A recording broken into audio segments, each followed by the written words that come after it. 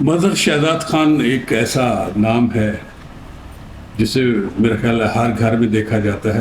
یہ کبھی تو کارٹون بنا کر اظہار کرتے ہیں اور کبھی کبھی آپ جیسے حضرات کے سامنے آ کر اظہار خیال کرتے ہیں. میرا پیارا مظہر شہزاد خان اظہار خیال کے لیے. جوزف کے ساتھ میرا محبت کا رشتہ بھی ہے اور ہمارا ریڈیو پاکستان سے بھی ایک کولیگ کہہ لیں. صاحبانی مسرت قیوم بھائی، خاور بھائی، میرا نسیم سحر، میرا دوست، میرا پیارا یار. یہیں پہ نوین مجھے عطا ہوئی اور میں نے اس کو کھول کے دیکھا. میری جو معلومات میں اضافہ ہو وہ یہ کہ آپ مرتضیٰ برلاس صاحب کی پانجی غالباً. تو میرے خیال میں پاکستانی ادب جو ہے وہ مرتضیٰ برلاس کے بغیر بالکل مکمل نہیں ہوتا. اس میں کوئی شک و شبے کی گنجائش نہیں. ایک بڑا نام، بڑا شاعر، بڑا انسان. اچھا، جو لوگ دیار غیر میں رہتے ہیں ان کو بڑی پریشانیاں ہوتی ہیں. ایک تو انسان کے ذاتی وہاں پہ چونکہ مصروف زندگی ہے، وہاں پہ برتن بھی خود ہی دھونے ہیں، جاب بھی کرنی ہے، سارے کام خود ہی کرنے ہیں. وہاں نہ تو کوئی نگرانی ملتی ہے، نہ کوئی ڈرائیور ملتا ہے، خود ہی سارے کام، ڈرائیونگ بھی خود کرنی ہے، نوکری بھی خود کرنی ہے.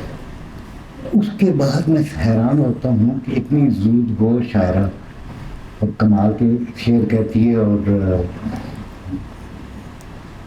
اچھا، لندن سے لے کے مانچسٹر اور جب آپ امریکہ تک جاتے ہیں تو آپ یقین کریں ناروے تک شاعرات کمال لکھ رہی ہیں. وہاں پہ ان کو وطن کا غم بھی کھا رہا ہوتا ہے، کچھ کو محبوب کا غم کھا رہا ہوتا ہے، کچھ کو نوکری کا غم کھا رہا ہوتا ہے، لیکن ان کے شعروں میں ہمیشہ نظر آتا ہے. میں نے جب یہ کتاب دیکھی تو ایک غزل پہ میری نظر پڑی کہ قطرہ قطرہ پگھل نہیں پائی، بجھ گئی شمع جل نہیں پائی، میرے اشکوں میں بھیگتی ہی رہی، درد کی رات ڈھل نہیں پائی. تو مجھے سمینہ راجہ اور در شہباز دو شخصیات یاد آئیں. سمینہ راجہ نے کہا تھا کہ میں قطرہ قطرہ پگھلتی ہے، معافی چاہتا ہوں در شہباز کا، یہ قطرہ قطرہ گھلتی ہیں اور پگھلتی ہیں، خدا نے غم کی تمازت میں لڑکیاں رکھ دی، اس کی معروف غزل ہے. اسی طرح سمینہ راجہ ہماری مرحومہ بہن، انہوں نے کہا تھا کہ زندگی موم ہے یا شعلہ ہے. قیوم صاحب توجہ فرمائیے گا، زندگی 3 مصرے ہیں سمینہ کے. سمینہ ایک بڑا نام ہے صدی کا، میں سمجھتا ہوں کہ زندگی موم ہے یا شعلہ ہے، میں نے جلتے ہوئے بھی سوچا ہے اور پگھلتے ہوئے بھی سوچا ہے. اس کی زندگی ایسی تھی، اس کی زندگی تھی ایسی، وہ جلتی بھی رہی اور پگھلتی بھی رہی. بہرحال وہ ایک الگ کہانی ہے. اچھا، جو نور الصبا، پہلے تو میں نام پہ چونکا تھا. میری بہت اچھی ایجپشین دوست ہے، مصر کی ہے، عربک شاعری وہ کرتی ہیں دو، ایک فیض سلطان اور دونوں امریکہ میں ہوتی ہیں.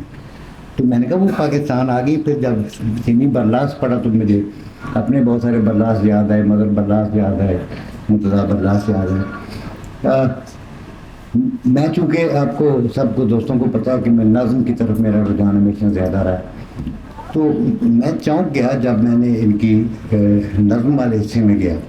مجھے تو ایک ہی کتاب ملی ہے، باقی جب ملیں گی تو انشاءاللہ میں کوئی تفصیلی بات کروں گا. تو یہ ایک نظم ہے. اچھا، ایک جو مجھے حیرت ہوئی یہ ساری کتابیں دیکھنے کے بعد کہ انہوں نے بلا شبہ بہت سارے شعراء کو بڑے دھیان سے پڑھا ہے اور مطالعہ کیا ہے، اور اساتذہ کو بھی پڑھا ہے اور موجودہ دور کے جو شاعر ہیں ان کو بھی پڑھا ہے. یہ میں سمجھتا ہوں کہ بڑی خاص بات ہوتی ہے. مطالعے کے بغیر انسان کچھ بھی نہیں. اب یہ دیکھیں یہاں پہ ان کی انسپائریشن بھی نظر آتی ہیں بڑی واضح طور پہ نون میم راشد کے ساتھ. یہ ایک نظم ہے، خوف آتا ہے. میں اس کے تھوڑا سا کہ مجھے اب خوف آتا ہے گلوں کے مسکرانے سے، ہوا کے سرسرانے سے، پرندوں کی لچکتی ڈالیوں پہ چہچہانے سے مجھے اب خوف آتا ہے. کہیں ایسا نہ ہو زخم ہو ہم جن کو گل سمجھے، ہوا کی سرسراہٹ سسکیاں نہ بے کسوں کی ہوں، پرندے مضطرب ہوں ڈالیوں سے کوچ کرنے کو، کہیں ایسا نہ ہو سارے مناظر صرف دھوکہ ہوں۔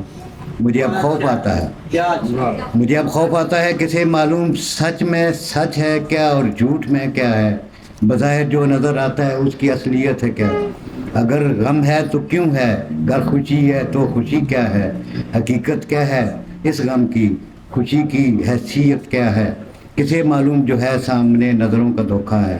مجھے اب خوف آتا ہے، مجھے یکسانیت سے اور کبھی منظر بدلنے سے مجھے اب خوف آتا ہے۔ اس میں نومی وراثت میں کہا گیا تھا، امجد بھائی کا، امجد کا بڑا واضح رنگ نظر آتا ہے۔ اسی طرح بڑی پیاری یہاں پہ نظمیں ہیں، اور کیونکہ نظم ایک ایسی چیز، غزل ٹھیک ہے، سلمت صاحب بھائی کہتا ہے کہ غزل گائیگی کے لیے اور ان چیزوں کے لیے ہوتی ہے۔ ہاں، اب یہ ایک اور نظم میں شیئر کروں گا۔ مجھے یاد ہے جب میں نے کالج کے زمانے میں لکھنا شروع کیا، نظمیں لکھی، تو میں نے مائے نو کو بھجوائیں 3-4 نظمیں، تو کشور ناہید صاحبہ کا وہ خط اب تک میرے پاس پڑا ہے، جس میں ایک لائن مجھے آج تک نہیں بھولی، اور پھر اس پہ میں چل پڑا۔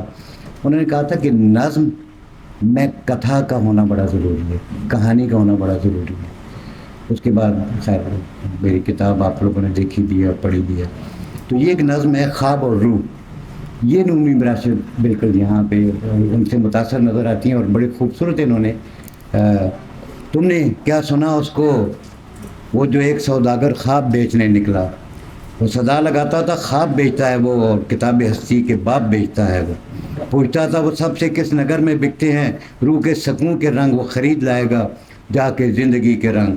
خواب بیچنے والے تم تو جانتے ہو کہ کس نگر میں بکتے ہیں، خواب، روح اور سانسیں، ان کا دام کیا ہوگا، کون ان کا تاجر ہے۔ خواب بیچنے والے ہم سے پوچھتے کیا ہو، ہم کہاں کے سوداگر، ہم فقیر لوگوں کو بیچنا نہیں آتا اور خرید لینے کا شوق ہم نہیں رکھتے، ہم تو بانٹ دیتے ہیں جو بھی پاس ہوگا اپنے۔ خواب ہوں یا آنکھیں ہوں، خوشی ہو یا سانسیں ہوں، خواب بیچنے والے کیا تمہیں خبر بھی ہے، خواب تو امانت ہے، آنکھ کا یہ گہنا ہے، ذات کا ہے آئینہ، سانس کا یہ خاصہ ہے، روح کا اثاثہ ہے۔ کیا خوبصورت نظم چل رہی ہے۔